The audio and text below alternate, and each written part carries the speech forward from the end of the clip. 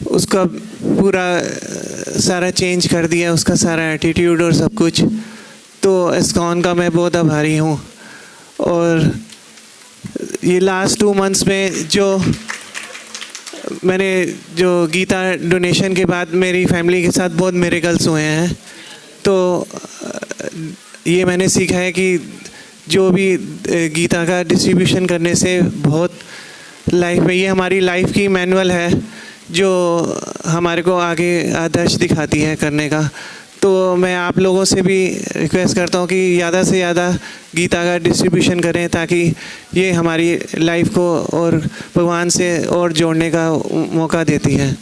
हरे कृष्णा।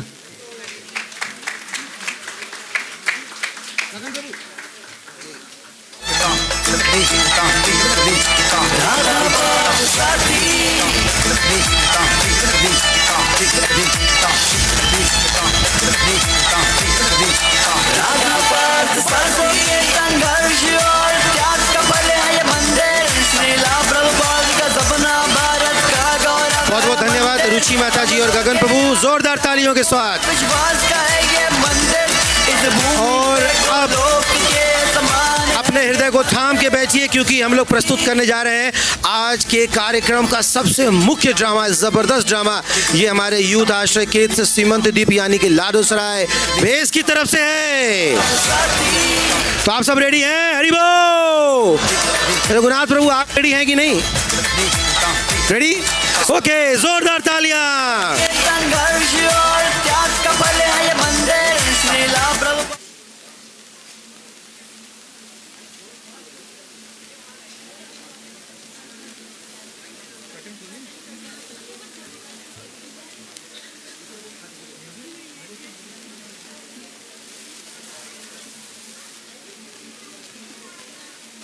गौरव है मंदिर हम सबके आध्यात्म और विश्वास का है ये मंदिर। इस भूमि पे गोलोक के समान है ये मंदिर। सती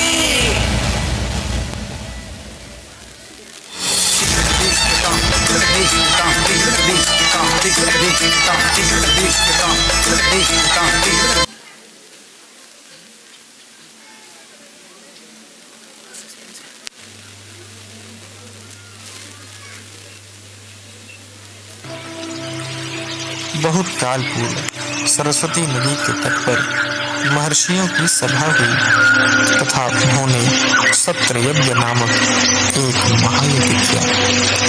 ऐसी सभाओं में साधारणतः उपस्थित महर्षि वैदिक विषय वस्तु तथा दार्शनिक विषयों पर विचार विमर्श करते हैं। इस सभा में निम्नलिखित प्रश्न उठाए गए। ब्रह्मा, विष्णु, शिव, यह तीनों प्रमुख देवता संसार के समस्त प्रपंचों का निर्देशन कर रहे हैं, किंतु उनमें से सर्वोच्च कौन है? मेरा विचार है ब्रह्मांड के रचयिता होने के कारण ब्रह्मा ही सर्वश्रेष्ठ है। मैं आपसे सहमत नहीं। भगवान शिव ही सर्वश्रेष्ठ हैं। वह संपूर्ण सृष्टि को नष्ट करने की शक्ति रखते हैं। इस प्रश्न पर अत्यधिक वाद विवाद के उपरांत ब्रह्मा जी के पुत्र महर्षि भृगु को तीनों प्रमुख देवों की परीक्षा लेने के लिए नियुक्त किया गया। महर्षि भृगु, आप जाइए और इस प्रश्न का उत्तर खोज कर लाइए। मैं? हाँ, आपको जाना चाहिए। हाँ, आप ही जाइए। ऑलराइट, जैसी आपकी इच्छा। इस प्रकार नियुक्त किए जाने पर महर्षि भृगु मुनि सर्वप्रथम अपने पिता के घर ब्रह्मलोक में गए। तीनों देवता भौतिक त्रिगुणों सत, रज तथा तम के स्वामी हैं। ऋषियों की योजना थी कि भृगु मुनि यह परीक्षा लेंगे कि किस प्रमुख देवता में सतोगुण पूर्ण रूप से है। एक पुत्र अथवा शिष्य का यह कर्तव्य है कि जब वह अपने पिता अथवा गुरु के समीप जाए तब प्रणाम तथा तथा स्तुति पाठ करें, किंतु भृगु मुनि ने जानबूझकर प्रणाम नहीं किया, न ही उनकी स्तुति की, क्योंकि वे इस उपेक्षा पर ब्रह्मा जी की प्रतिक्रिया देखना चाहते थे। भृगु, इतनी उद्दंडता!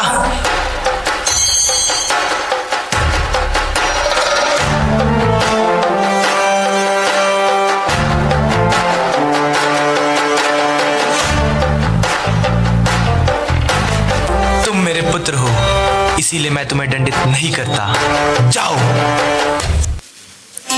ब्रह्मा जी का क्रोध तथा उनके क्रोध पर संयम की तुलना अग्नि तथा जल से की गई है। जल की उत्पत्ति अग्नि से होती है, किंतु साथ ही साथ जल अग्नि को बुझा भी सकता है।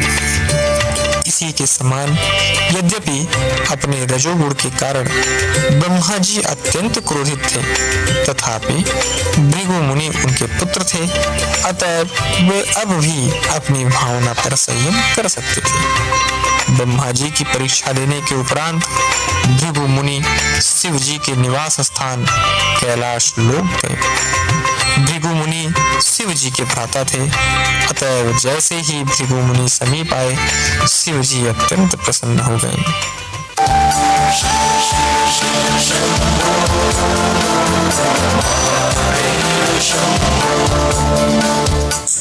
भृगु, भृगु मेरा भाई, भृगु मेरे भाई। प्रिय भाई, तुम सदैव अशुद्ध रहते हो। तुम अपने शरीर पर भस्म लगाए रहते हो, अतएव तुम स्वच्छ नहीं हो। तुम मेरा स्पर्श मत करो।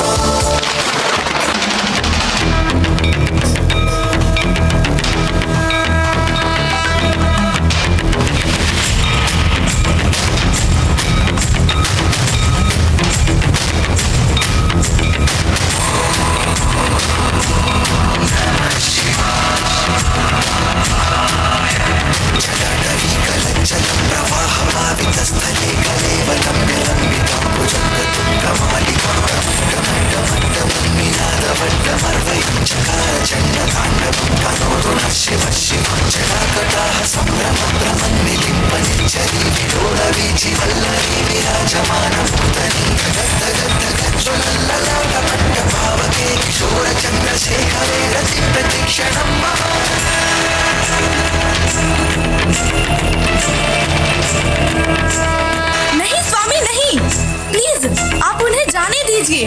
आप उन्हें मत मारिए। आप वैष्णव में श्रेष्ठ है, तो आप क्रोध में आकर ऐसा नर्क मत करिए स्वामी। प्लीज आप उन्हें जाने दीजिए।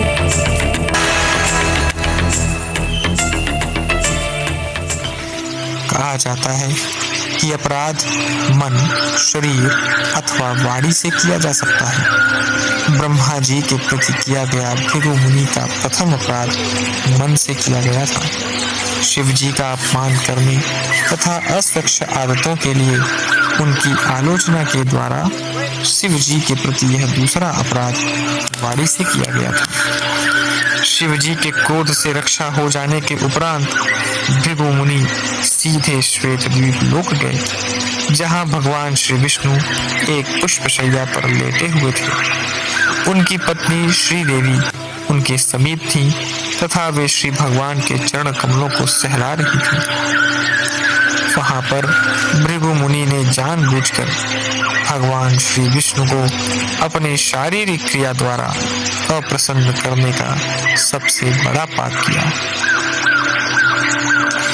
अपनी पत्नी श्री देवी सहित भगवान श्री विष्णु तत्काल अपनी शैया पर से उठ गए और ब्राह्मण को सादर प्रणाम किया। शुक्लांबरधरं विष्णुं शशिवर्णं चतुर्भुजं प्रसन्नवदनं ध्यायेत् सर्वविघ्नोपशान्तये।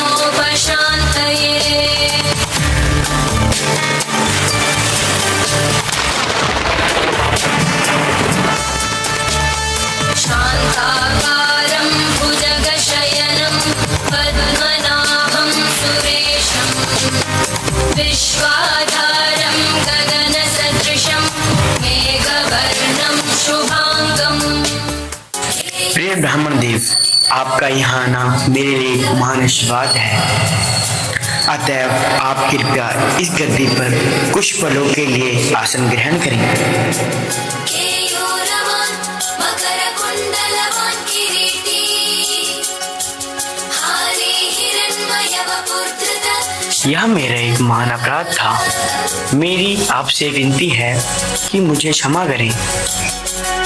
आप इतने निर्मल तथा महान हैं कि आपके चरण तीर्थों को भी निर्मल करने वाले हैं। आप इस स्थान को भी पवित्र कीजिए जहां मैं अपने पार्षदों सहित निवास करता हूं। मुझे ज्ञात है कि आपके चरण कमल पुष्प के भांति कोमल हैं तथा मेरी छाती वज्र के समान कठोर है। अतः मुझे भय है कि आपको कुछ कष्ट का अनुभव हुआ होगा। आपको जो कष्ट हुआ उसे दूर करने के लिए मुझे आपके चरणों का स्पर्श करने दीजिए। प्रिय भगवान, आपके चरणों के स्पर्श से मेरा वश पावन हो गया है तथा मुझे विश्वास है कि अब श्री देवी लक्ष्मी वहां अत्यंत प्रसन्नता पूर्वक निरंतर निवास करेंगी। भगवान श्री विष्णु सर्वदा दयालु हैं। वे भृगु मुनि की गतिविधियों पर क्रुद्ध नहीं हुए, क्योंकि भृगु मुनि एक महान ब्राह्मण थे। यदि एक ब्राह्मण कभी अपराध कर भी दे तो उसे क्षमा कर देना चाहिए तथा शिव भगवान ने इसका उदाहरण स्थापित किया।